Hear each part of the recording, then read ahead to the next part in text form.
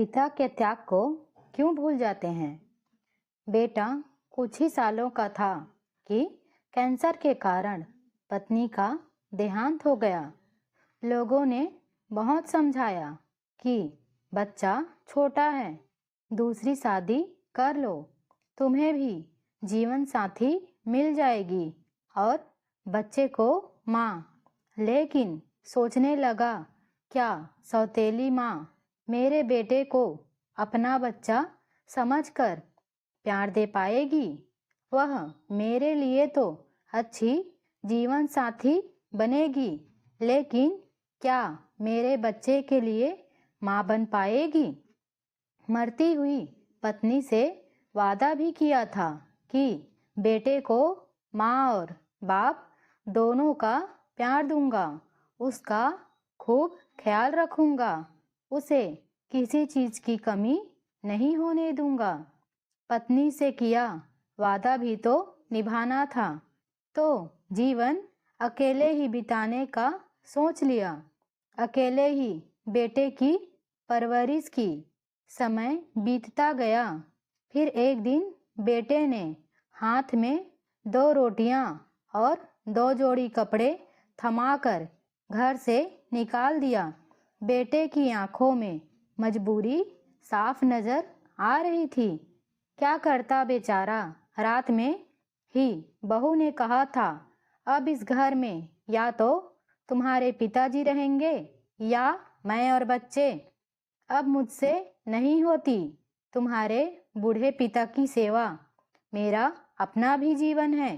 तुम्हारे पिताजी के कारण मेरा घर से बाहर जाना मुश्किल हो गया है।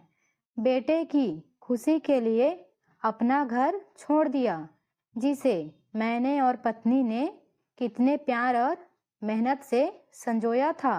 सोचा था कि अपना बुढ़ापा पोते पोतियों के साथ खुशी खुशी इसी घर में बिताऊंगा। इसी घर से अर्थी उठेगी। घर से बाहर निकला तो कुछ ही दूरी पर एक कुत्ता भूखा लग रहा था, तो रोटियां उसके सामने डाल दी। वह रोटियां खा रहा था और उसकी आंखों में कृतज्ञता झलक रही थी। 2 दिन बाद वृद्धाश्रम में बैठे बैठे मन में कई सवाल उठ रहे थे। क्या मेरे बेटे को मेरी याद आएगी। क्या मेरा बेटा मुझे वापस लेने आएगा। क्या वह मुझे अपने साथ रखने के लिए अपनी पत्नी को मना लेगा।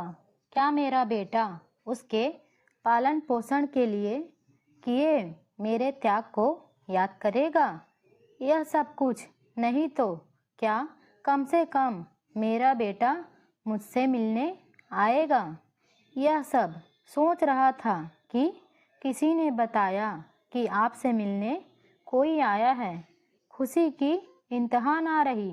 बाहर की ओर दौड़ लगाई।